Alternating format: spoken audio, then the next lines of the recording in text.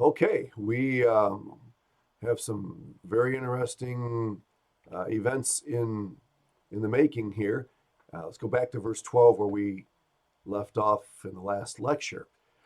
The next day, Jews. Now, who are these Jews who are banding together and wanting to kill Paul? Well, there are at least a couple of possibilities.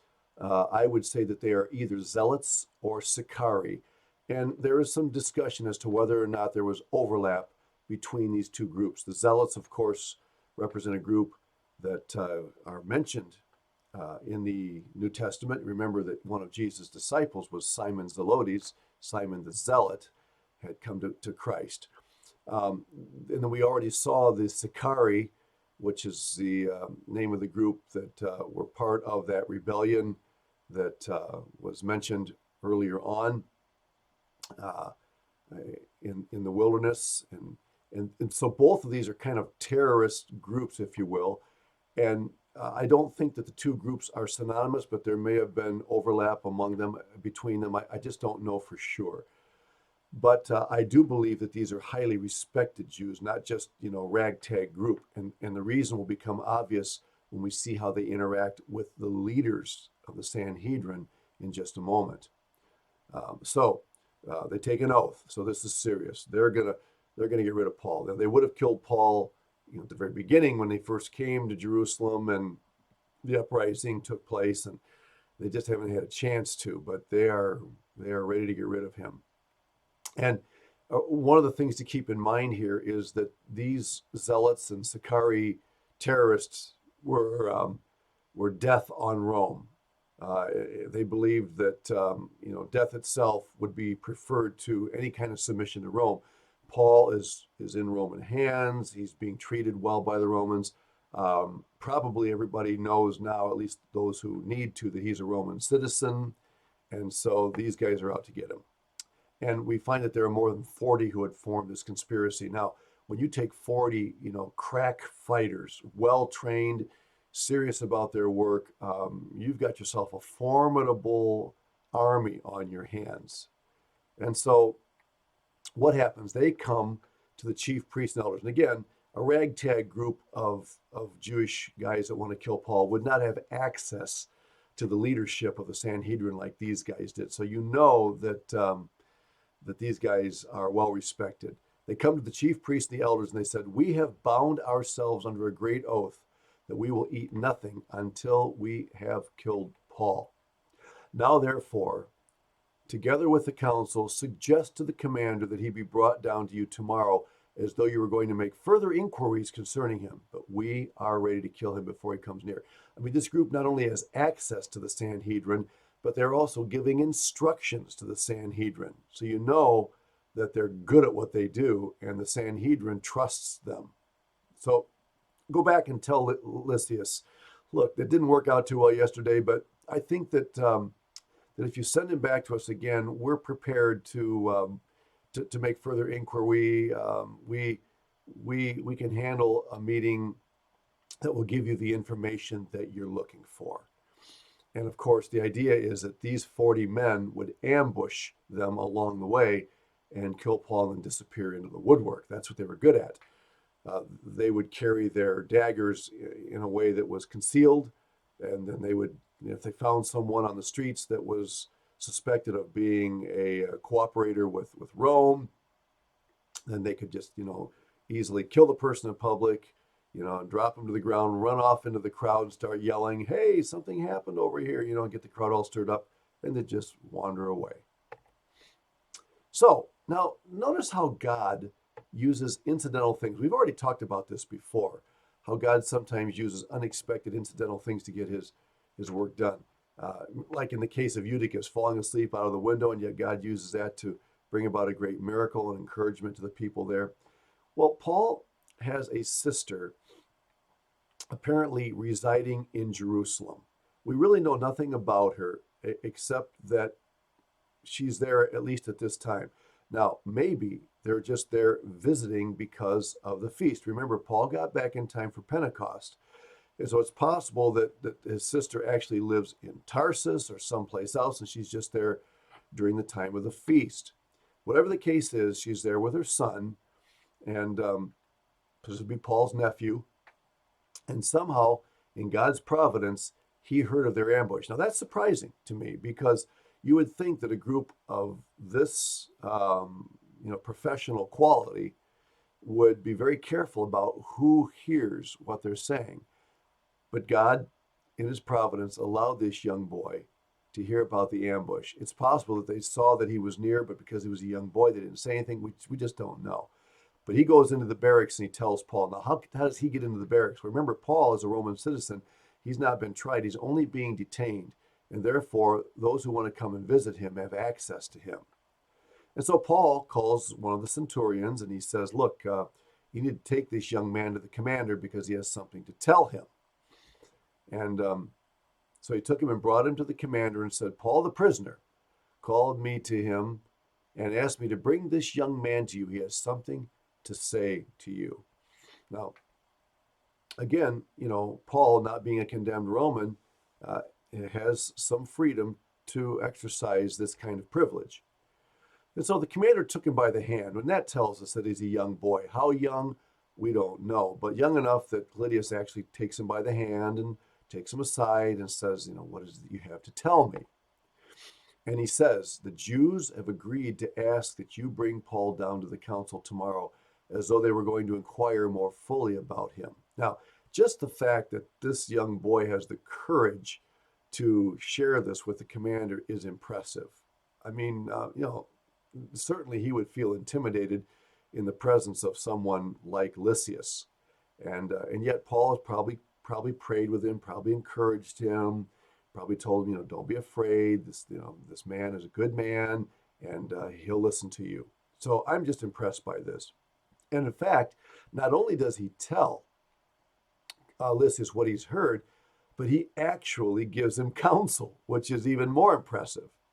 This young boy says, don't yield to them, for more than 40 of them lie in wait for him, men who have bound themselves by an oath that they will neither eat nor drink until they've killed him. And now they are ready, waiting for the promise from you. I mean, that is just really impressive. And again, God could use any way he wants to protect Paul, but he chooses to use something very incidental, if you will. And it's just a good reminder that even in our lives, God uses a wide variety of people and circumstances to fulfill his will in our lives. And for that, we can give him thanks. Well, Commander lets the young man depart, and he says, don't tell anyone that you've revealed these things to me. He could have detained the young boy and said, let's keep him here because we don't want him blabbing this to anybody. But apparently Lysias perceives in this young boy a maturity and a sense of honesty. And the young boy also understands that if he goes out in the streets and blabs this, that he's only doing his Uncle Paul a disservice and creating a very, very dangerous situation. And he also would be putting himself in danger. If the Sicarii or the Zealots, whoever these guys are, would find out that this young boy had heard about their plan, they would probably end up eliminating him as well. So he has plenty of reasons to be quiet about this. And so Lysias calls for 2 centurions. Now this is interesting. Remember, each centurion would be over approximately 100 soldiers.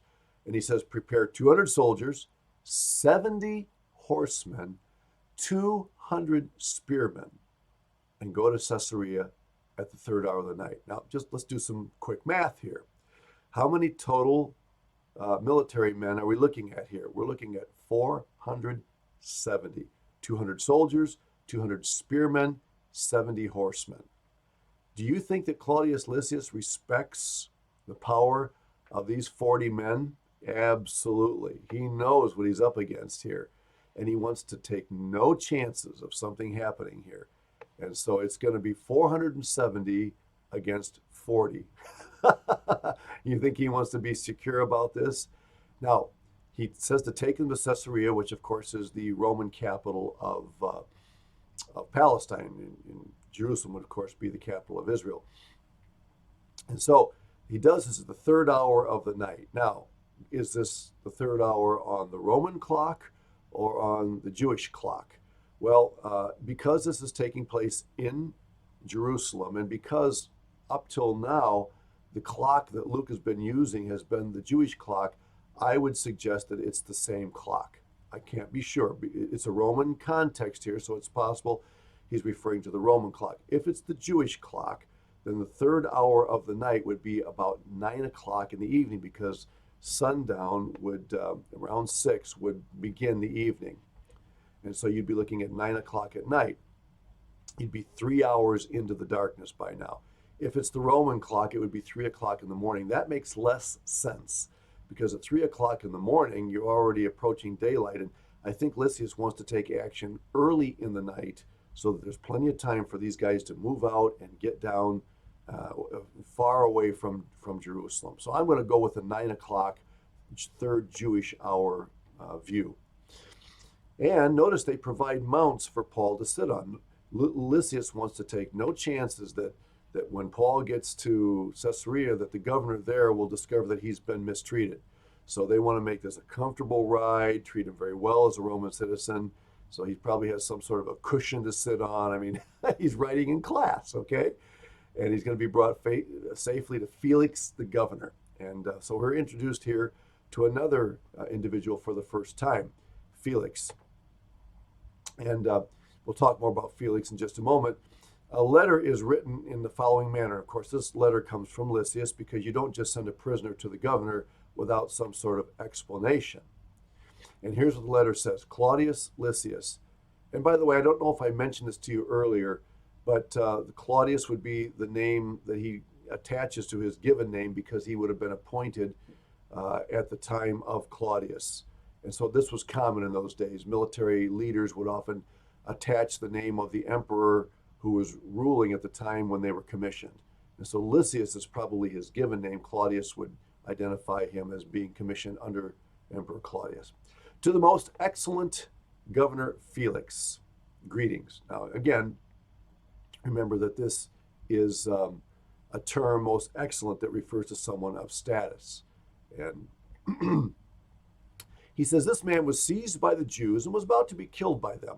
Coming with the troops, I rescued him, having learned that he was a Roman. Now, notice I said, really, here? And because he kind of changes things around with him. He really didn't rescue him because he learned that he was a Roman. He rescued him and was about to scourge him when he found out he was a Roman. In fact, when he found out he was a Roman, he was a bit embarrassed. And so right up front, Lysias is trying to eliminate any possibility that Paul could say, yeah, they bound me when I was a Roman. And so he's writing here, I rescued him, having learned that he was a Roman, just changing things around a little bit to protect his own back. And when I wanted to know the reason why they accused him, I brought him before their council. And that was true. And I found out that he was accused concerning questions of their law, but had nothing charged against him deserving of death or chains. And when it was told me by the Jews that the Jews lay in wait for the man, he doesn't say that it was a young boy that told him that, because that probably wouldn't go over well with the governor. But he says, I sent him immediately to you, and also commanded his accusers to state before you the charges against him. Farewell. Now, the accusers are going to come a little bit later. In other words, Paul gets out of town with these soldiers quickly, but the Jewish Sanhedrin representatives will come down a little bit later. And so the soldiers, as they were commanded, took Paul and brought him by night to Antipatris. And I'll show you on a map in just a moment where that is. The next day, they left the horsemen to go on with him and returned to the barracks. And when they came to Caesarea and had delivered the letter to the governor, they also presented Paul to him and asked the governor to read it. When the governor had read it, he asked what province he was from. And when he understood that he was from Cilicia, he said, I will hear you when your accusers also have come.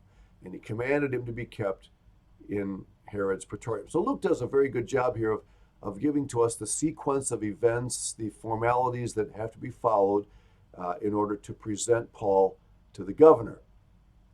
And so looking at the map here, you can see that he left Jerusalem at night with 470 soldiers, and they took him down the main road that would lead to Antipatris. So by the time you get to Antipatris, you're far enough away from Jerusalem that the threat of these 40 terrorists is probably no longer a problem.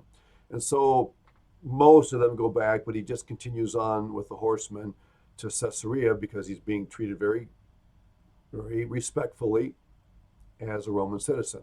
And you can see the little dotted line there representing the road that would take them from Antipatris on to Caesarea. Okay, well, because I like Caesarea so much, I'm going to show you pictures once again. We've already seen some pictures of it. This is the traditional spot where it is assumed that the house of the governor would have been in the Praetorium, where there was some barracks and place where prisoners could be detained, would have been in that same vicinity. All right. So 5 days later is when Ananias, the high priest, comes down with the elders. Now, how many of the elders he brought, we don't know, but a representation at least of the Sanhedrin. I doubt that all of the Sanhedrin would have come. And they bring with them an orator named Tertullus or Tertullus. Now, the reason for that is because this was typical practice. If you were going to appear and present a case before Roman authorities, especially someone of the status of a governor, you would not attempt to address the governor yourself. You would bring an intermediary, okay, someone who was a lawyer. He's called an orator here, but he would have been a man trained in the law, certainly at least a lawyer, and someone who would understand the laws and be able to speak very capably. And so this is the case with Tertullus. He's going to give orders. So he's a hired man. He doesn't necessarily have any feelings in favor of or against the Jewish people or Paul. He's just being hired to do a job, okay? And so he's the one that presents the evidence to the governor against Paul. And so he begins in a way that you would expect someone of his status to begin. He starts by saying, "Seeing that through you we enjoy great peace and prosperity is being brought to this nation by your foresight, we accept it always and in all places most noble feelings with all thankfulness." Now, it's obvious here that Tertullus is buttering up the governor. The fact is, Felix was noted to be kind of a hothead. He actually stirred up more strife than he did good in that area. In fact, because of that, he's eventually going to be removed from his position as governor there. The Jews end up sending complaints to him. There are stories of him purposely stirring up crowds of people in order to have an excuse for butchering some of the Jewish people. He was very anti-Semitic. Something else that we know about Felix that I'll get to more in chapter 26 is that he actually wanted to marry someone who had already been given to a Roman official in Syria. She was very young and very beautiful, and she was a Jewess. And so for those reasons, he wanted her. He wanted her for her beauty. He was, a man of lust, but he also wanted her because she was Jewish, and that would give him some clout working with the Jewish people. And so, he basically offers her, a life of luxury and happiness if she will divorce her husband in Syria and come and live with him, which she does. And so, he definitely is not a man of character, but Tertullus is going to begin this way because that's the way you address someone of his position. And so Tertullus says, "Nevertheless, not to be tedious to you any further, I beg you to hear by your courtesy a few words from us." All right, and I've already gone well over time here, so I'm going to stop and we'll find out what happens as this meeting proceeds.